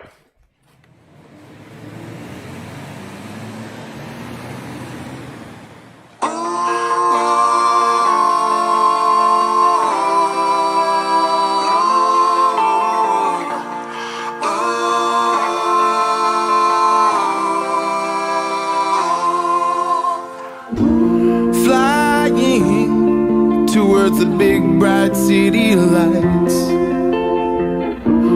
dying to see all the wonderful sights, and trying to get this party started right. The crowds are multiplying before your very eyes, and the girls are all around.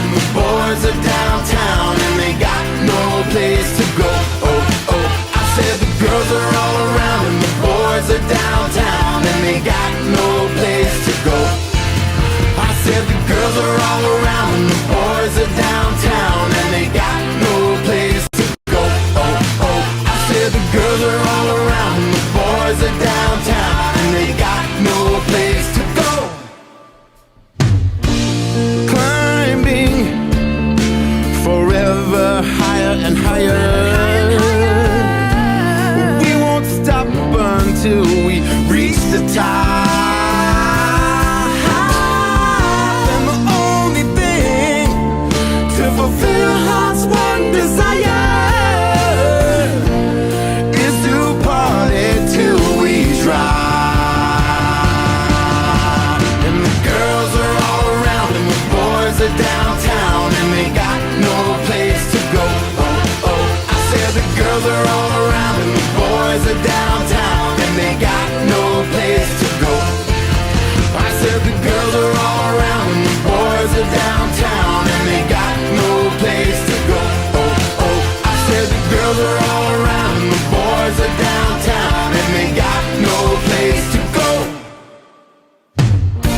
So never weep for those who say goodnight. Never say never. Rest is for those who sleep at night. I'll sleep when I die. We'll be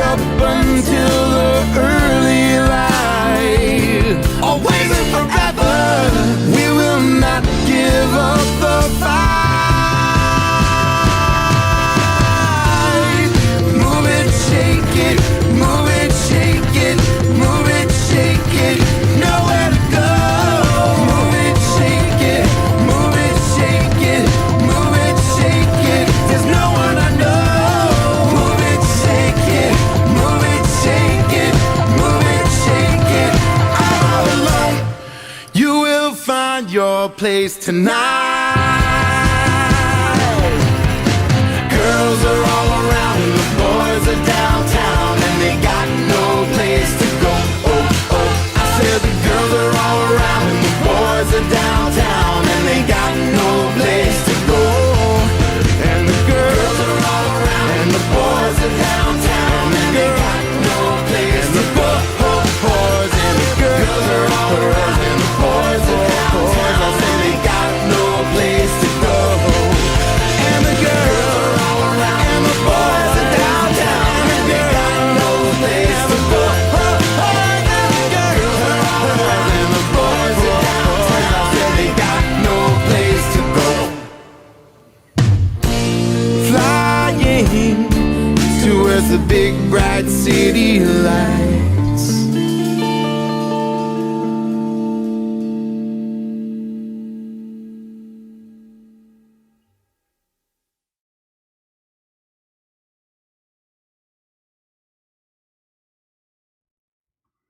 Oh, Perfect Strangers!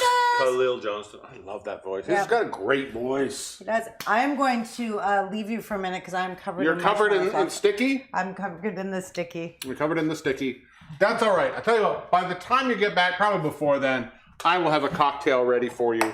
I love it. We're going to go on to second cocktail. As I said, this season, I want to bring you something, a popular cocktail or something from out in the ether that other people have either created decades ago or even very recently. And every episode, I want to bring you something of my own creation.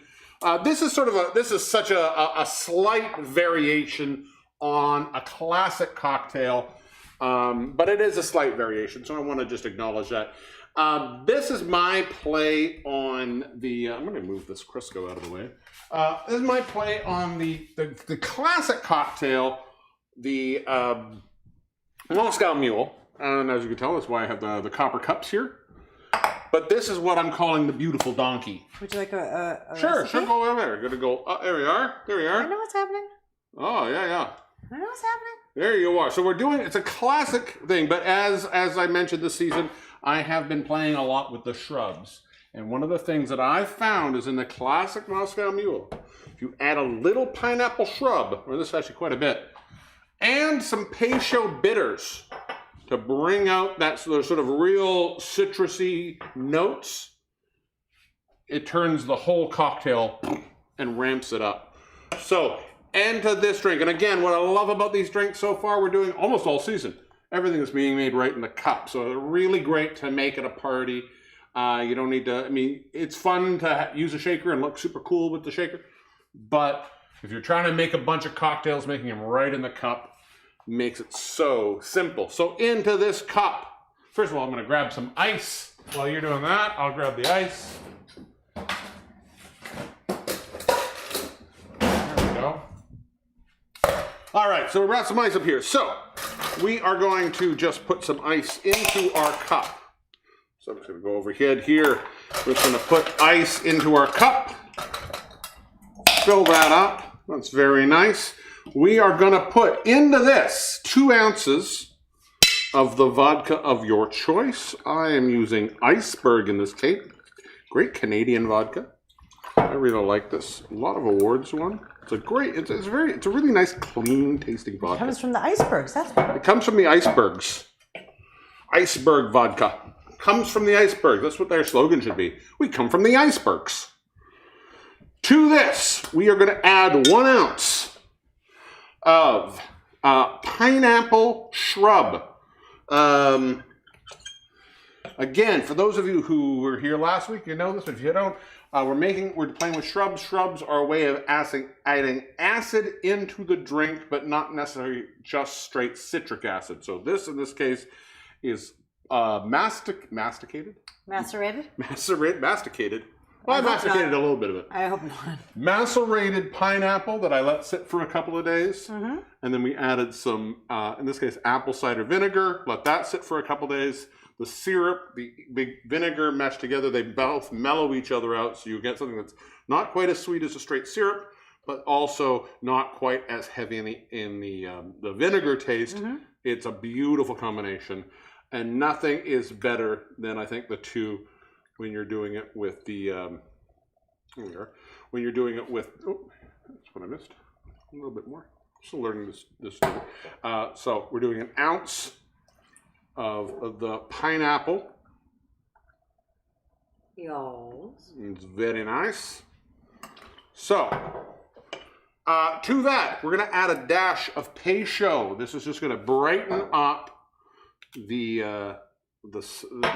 acids in there. Really give it some, really open it up a little bit. I want to just mix it up. Do you want to go grab me 2 more straw spoons, please? Sure.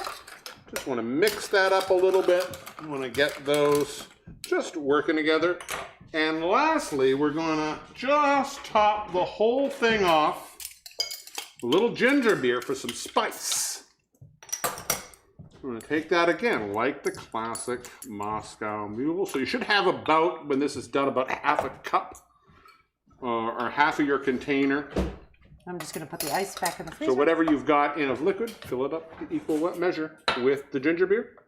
And then what I like to do is garnish this off. Is we're just going to use. Oh, you've used all the knives now. I'm just cleaning a knife. I'm going to need one. There you go. Just want to float a nice wheel on the top there. Oh, that one's a terrible one. There we are. Oh, this is, I don't know what's up with that. I'm having a cutting issue today. Having issues? Having issues with my tissues. There we are. Giddy up.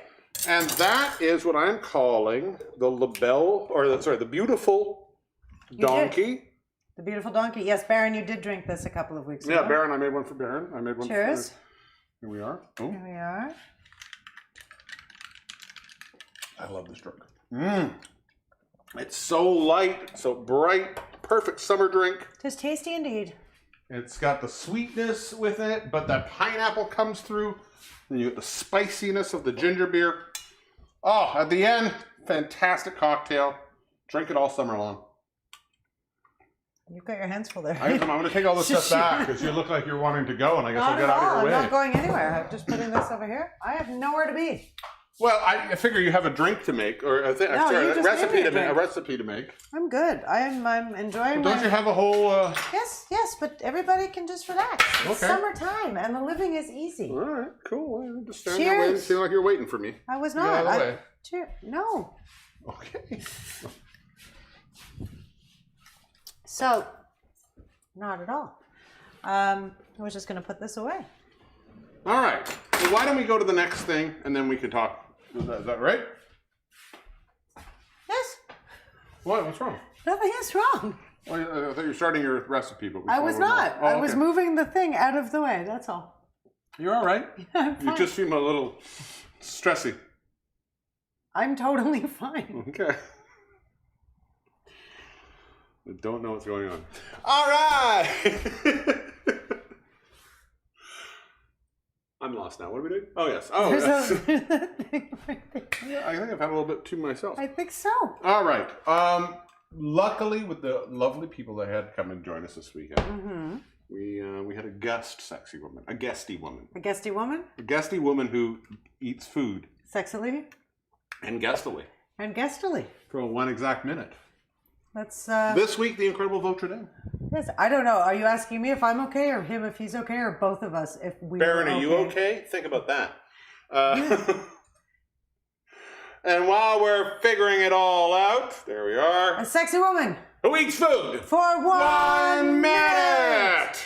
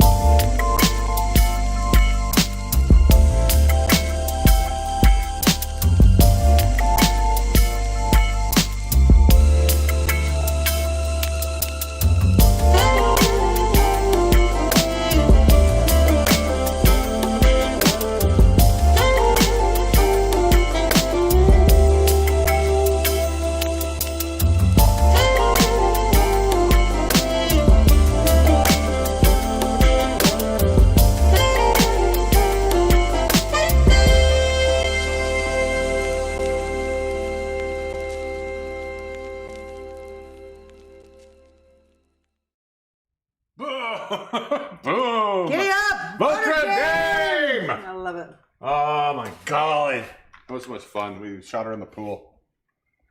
You're shooting people in the pool now? We shot him in the pool. Is it easier to dispose of the bodies that I feel way? like you should be at a summer camp. Stop it! What? It's not all murder all the time. It is murder most of the time, though. I think it's murder like 4/5 of the time. Baron wants to know when he does this, tries to do the sexy haircut, why the result is not exactly the same. Well, first of all, you have to have a longer scalp. I think if we did like cone head, we could get some pretty cool I'm just thinking effects. skin tags. Ew. Or like next time, bring the wig. We can try Oh, that do the out. wig, yes. Yeah. I think you should have Baron come up and do a sexy woman. I think so too. Well, it doesn't have to be a sexy woman. It could be a sexy Baron eats food for 1 minute. Sexy Baron always eats food. For 1 minute. He does. It's weird. It's weird that he times it so evenly. All right. What's on the plate? I have a surprise. You have a surprise? Let me get out of your way so you can surprise. Earlier today, I did a crazy thing. I made marshmallows. This is marshmallow. But look at that. You see, when you use, I'm going to use my fingers because they're clean. And it doesn't matter. It's just us. Here you go. Look at that. You see, that is, I used the shortening. It came right out of the pan. That is one large marshmallow, my friends. You just go roast that? If you had a torch. You need to. I'm gonna. I just wasn't sure. I just wasn't. Yeah. And again, I wasn't. No, you're good. Thank you. Much appreciated. When you're always working with something so sticky, I would assume you'd want to make sure. Yeah, you want your knife to not be. Now, sorry. Yep. The other question I had is when you see marshmallows generally, the dusted, now that's the cornstarch mixture you have here. Are you going to put that on now? We could do. Or I just wasn't sure if We could you're do. doing a something that's going to be melted, if it mattered as much. I mean, it's good. We got that. See, it's a little sticky. All right, let's chop these guys. And Mary, this is what I meant before. Like I used a different pan. I used my 9x13 for this, so it's going to be a little bit different kind of. Shallower. It's gonna be. It's shallower, and if you wanted to use a sheet pan, it's going to be even more shallow. But I think if you're going to roast them, you're going to want to have some. What? Some But again, mass. it depends. If you're giving fire. them as gifts, or you're putting them in like hot chocolate powder or whatever, you're going to want to do them smaller, I think. So I'm just going to stop chopping for a second. Okay. Stop it, chop it. I'm going to stop a chop. Oh, hello, little bugs. You move up north. Everybody wants to come for dinner, including all the little bugs. Can I get you anything here to help? I would like you to grab the skillet, please. The skillet.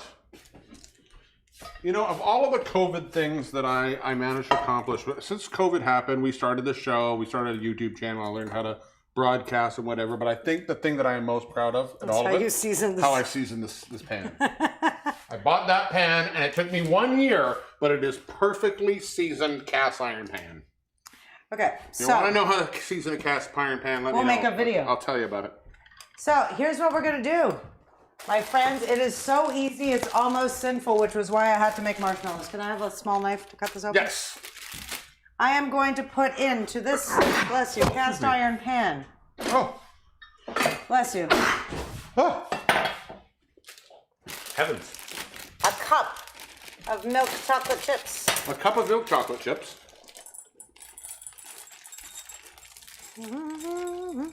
Now, if you're really fancy, you can use like Ghirardelli and all that stuff, but We're just going chippets, man. we're going with chippets. This is a camp thing, right? So like, Who's bringing chippets. Ghirardelli? Except for your fancy fame camps. Listen, leave my fancy favorite camp alone. We ate a lot of Premium Plus What was crackers. that you put in there? Those are semi-sweet chocolate chips. Semi-sweet. So a mix of. So we got a nice mix in here. I'm gonna go in mix there. them all around. Mix them all up, and you know what? Let me just. You can't get that right under there, but I'm gonna come over here. I'm gonna. I'm gonna come over here. This is a good one to see. At this is a point, screw it. This is a good one to see. Fill it up. Just use. I mean, there was like 12 chips left in the bag. Who cares? Get this in here. We're gonna. I think we should use this cam as the overhead. Okay.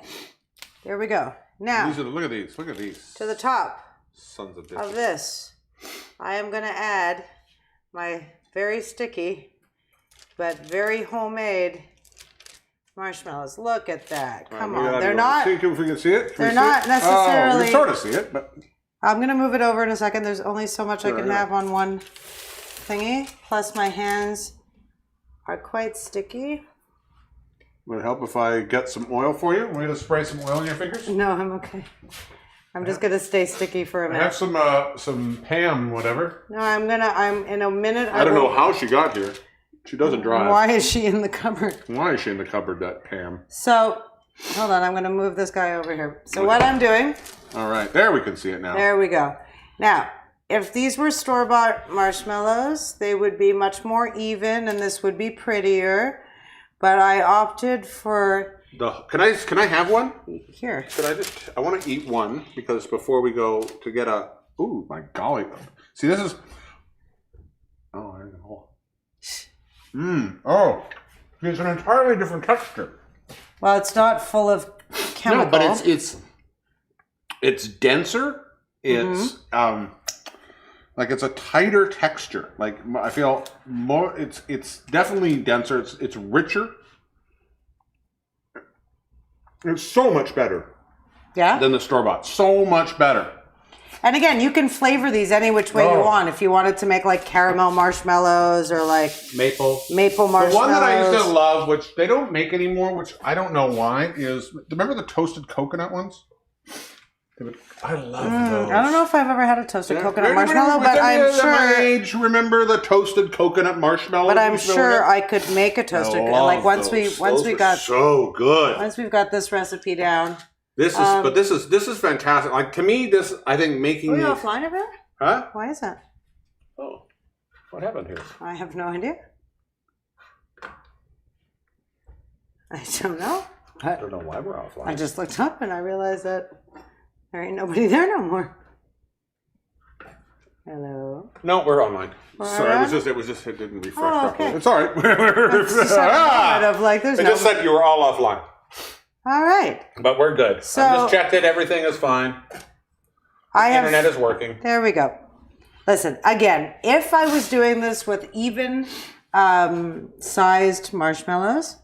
But what's nice is you can make your own. Theoretically, you can make a big circle. I probably could have just made a big circle. That's very tasty. I'm going to take this and pop it into my preheated oven for a few minutes. I'm going to try something here. Oh, this marshmallow sticks to my finger. Take the silicone thing off the thing, right, when it goes in the oven? What's the silicone thing and what's the thing? The silicone pad off the end of the cast iron. Oh, well, technically it's silicone. It doesn't really matter. And that's that. So we're going to let that go for about 6 minutes. Oh, here you go. Look what I made you. What'd you make? I went and put a little bit of this. So now you have a marshmallow you can hold and without not it sticking to you. Well, there you go. And except for all of this. Except for all of this. And in all fairness, if I was making these to... I'm like a serial killer. Dan? Yes. If I was making these to either give away as gifts or whatever, I would definitely probably roll them in this or some kind of powdered, like colored sugar. You could do something, tons of fun with this. I think I want to make a cocktail with these. There's something I can do with a cocktail. We did the vodka strawberry marshmallow pops. Remember those? Where we put the marshmallows into the vodka for a while. But I think also you could do like a hot chocolate and toast these on top with your.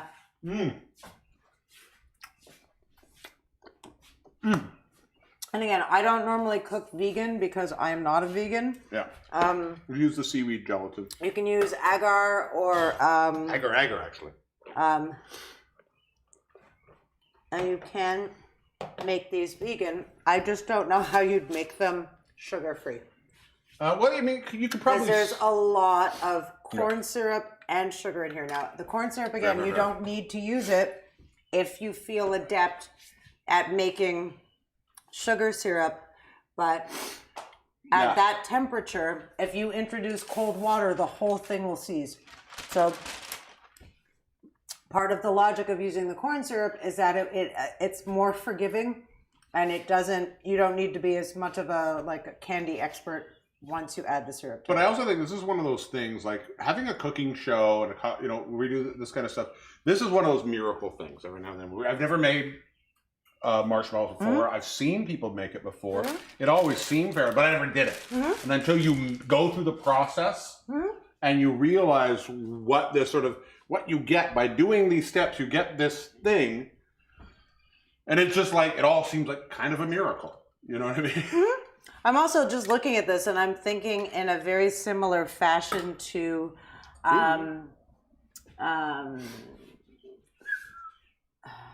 meringues and whatever. Yeah. You could probably do something fun as it's setting with some kind of, again, colored sugar or flavored something in here, or chocolate, so you could make like a zebra style-y. I'm still stuck on the toasted coconut marshmallows. It's still one of my absolute favorite little treats as a kid. And there used to be a homemade one that we would buy at the store that didn't come, like most marshmallows come in the cylindrical shape. These came in a cube. I don't remember this at all. And they were always the toasted coconut. I don't remember the brand, but they were delicious. Hi, Donata. We love you too. I miss you. And happy housewarming and happy end of vacation. So yeah. So while that's doing, I'm going to put this away. Your mother is right. A Brandy Alexander with small toasted marshmallow. It's not my mother. That's Marie-Eve. Oh, it's Marie-Eve. Oh, under your mother. Marie-Eve, yes. Maureen, hi. I confused the two of your commentaries. Yeah. No, I think a Brandy Alexander with the toasted marshmallow. I also think that there's something with these and a boozy hot chocolate. Oh, I for think sure. there is something in these, and also an Irish coffee. And I think what I would like to play with them in an Irish coffee is not quite at that stage, but at that stage. Yeah, I'm wondering where it's almost a whip, but it's denser than a whip, and we add a little bit of whiskey to it. I was going to say whiskey or Bailey's for sure. I'm wondering. I'd want to go whiskey. I'd almost want to let it become the Bailey's of itself. See if I can make a Bailey's kind of marshmallow-ish. Bailey's marshmallow, but essentially just a whiskey marshmallow. Also, Let's make whiskey marshmallow. Also, we can make whiskey marshmallows. Also, I was reading that, like, if you wanted to use this marshmallow more to, like, pipe stuff or, like, make peeps or make shapes, you could add egg white to it also. It'll fluff it up and make it easier to manipulate, so that if you want to pipe it into, like, I don't know. Pipe your peep? You want to pipe it into a peep? You want to pipe it into a peep? It'll be easier to pipe into a peep if you've got egg whites. I wouldn't pipe it into a pickle. I would pipe it into a pickle or a pickle. But if you want to pipe it into a peep, Peeps? use egg whites. Or a pewter one. What now? A pewter peep. I'm piping it into a pewter peep. Like, is that possibly? Is that a peep that's on the computer or one that's one made of pewter. The pewter peep is different than the pewter peeps, possibly. Possibly. Practically the same, but permanently different. Pshaw. This is the show. Aren't you glad you're still here? Hey, while that's cooking, next week. What are we doing next week? Next week, we're bringing back a segment we haven't done for almost a year. Oh, yeah? Next week is the second edition of Too Damned Hot. The even hotter edition. You could tell it was like 40 degrees when we decided we were going to put that in. Yeah. So we're going to do Too Damn Hot. Spicy. We're going to keep it spicy. We're going to keep it spicy. So if you like spicy foods, hot foods, or just the concept of how hot we are as a couple, hit us come up. back. This show is going to be even better. I'm very excited for this because we've got a couple of really weird ideas for next week's show. I want to give that 2 more minutes. You got 2 more minutes on that? I do. All right. Well, I'm just talking to people. What else would you do with those marshmallows? If you had your druthers and you could do anything you want with those marshmallows, what would you do? My favorite thing with marshmallow, always Rice Krispie treat. Well, it's funny because I bought Rice Krispies today knowing full well that we were going to have a lots of ton extra of marshmallow. March Krispie treats. March Krispie treats? Yes, those are the ones made by... in the month of March? No, by, what's his name? James March? James March. They're March Krispie treats. Frederick March. James March. Frederick March was Dr. Jekyll and Mr. Hyde. And James March was the serial killer from American Horror Story, married to Lady Gaga. Oh, was it? Oh, Yeah, the one who was Right, James March. that was based on H.H. Holmes. Right. Yeah. Evan Peters. Evan Peters. We're nothing but trivia. I'd make Rice Krispie treats. You can also make Rice Krispie treats s'mores. Same kind of idea, but with like chocolate and graham crummies in there. Yeah. There are so many s'mores things that you can do. It's probably the most popular. No, but I mean, there's like the lame way of elevating it, meaning like instead of using Hershey's chocolate, use a Reese peanut butter cup or use this or that. But if you love the taste of s'mores, there are like s'mores cupcakes, muffins, brownies, pancakes, I'm not a big cookies. s'mores fan. And all of this, I've never been a giant s'mores person. I don't think I've actually had, and I'm going to say this here, I don't believe I've actually had a s'more in my life. Well, as soon as we get our fire pit set up, I will insist that we make s'mores. Like the traditional 2 graham crackers with the... Never had marshmallow? one in my life. Really? Nope. Ever in your whole life? Nope, not my whole life. Oh, wow. Well, these are... I've had various different s'more desserts. Okay, these are not toasting the way I want them to, so I'm going to... Put them on the broiler? I was just going to say, I'm going to take it off bake for a second, and I'm going to put it on broil for 1 minute. All right. We should hold it closer to the... Yes. To the fire? Hold it up there. Just like... When we get the torch, we can just torch it. No. Okay. I like torching things, though. Invite me to your summer camp. Do you have a fun show? I did have a fun show. I also want to I want to have camp shenanigans eventually. We're gonna have all kinds of shenanigans. Camp shenanigans here. Will you come up and get your that was a fun week. Get your special pair of shorts. We want to throw out a huge thank you once again. Oh my goodness, yeah. To Daramondu and to Michelle Soicher. For helping us with the incredible video we did. That's going to go up. If you didn't see it, it's going to go up on Friday on the Stir Crazee channel. Also, thank you for being lovely guests. If you're still watching, we appreciate you. Also, both of you forgot stuff here. I'll bring it to you next time I'm in Montreal. We also want to say thank you to Kingpin. Nice to have you back, sir. A little bit longer. 1 more minute. 1 more minute. 1 more minute. We're so close. I'm stalling for time here. We want to thank the amazing guys and Garrett and everybody over with the Perfect Strangers. Yes. Mr. Phil Johnson, thank you very much. That was incredible. Maria says she makes s'mores Sundays. Vanilla ice cream, crumbled graham crackers, melted or chopped chocolate, and marshmallow toasted on and broiled in the oven. Well, there you are. You know, another thing that you can do. We're getting there. One more minute. 1 more minute. It's the same minute. You're still in the same minute. No. You're in a... Well, you technically have 1 minute and 31 on this. I know, but it's not going to be that full time. That's why I'm watching it. The other thing you can do is you can always take a banana. You're behind me. Everybody can see you. I know. It doesn't matter. They can hear me. You can take a banana, cut into your peel, stuff it with whatever you want. S'mores stuff, a Mars bar. Wrap that. Ooh, cocaine? Baby. No, not cocaine. Look at that. Wrap that. Bring it over here. I'm going to in 1 second. I'm clearing that, turning the timer off. Bring it on over. It's on. It's coming over. Here we go. While I go overhead.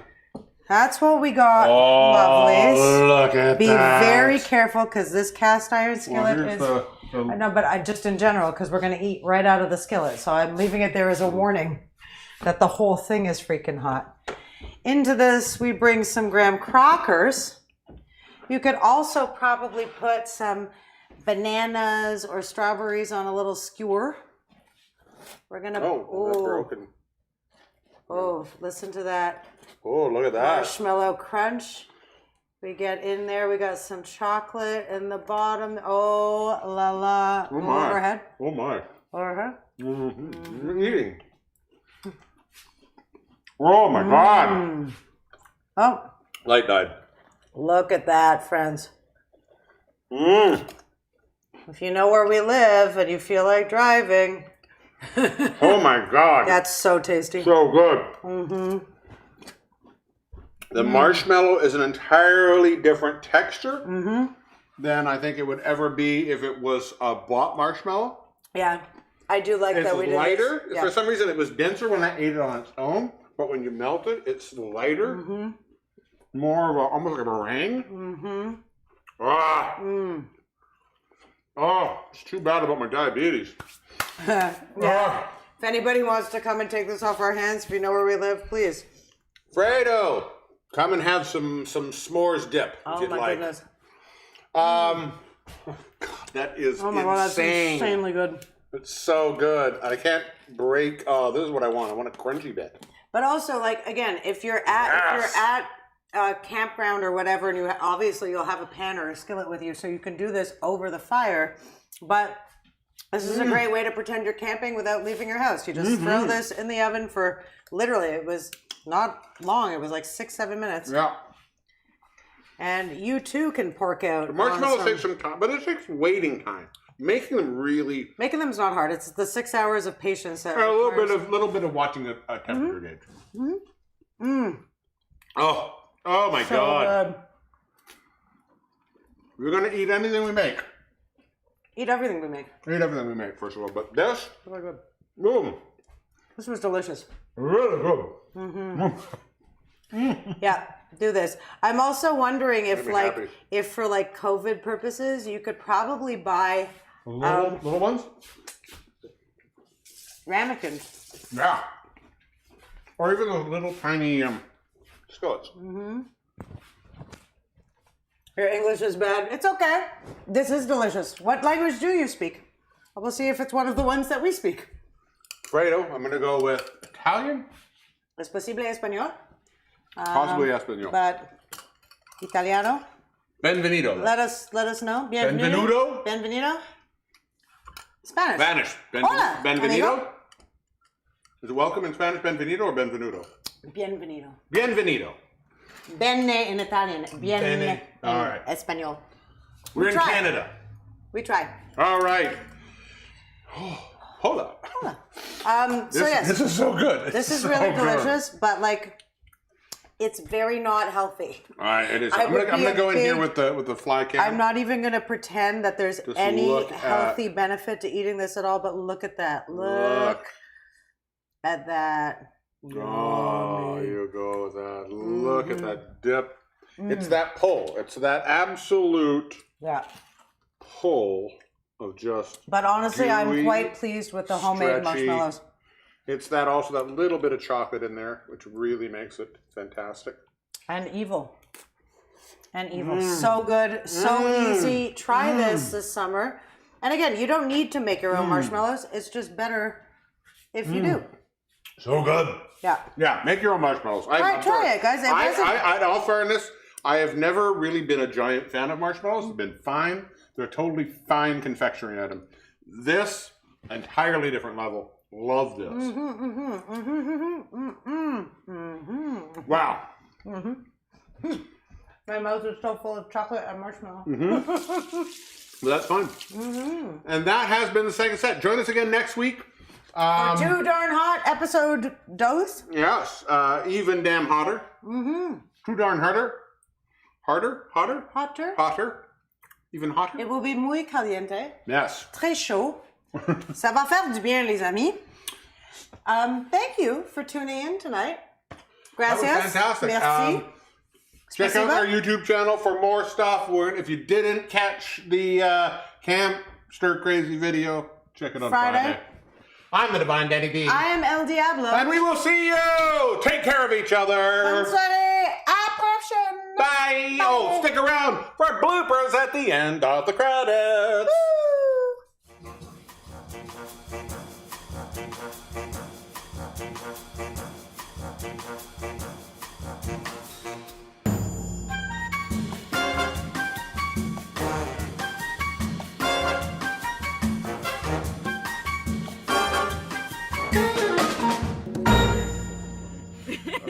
Laughing at your own joke.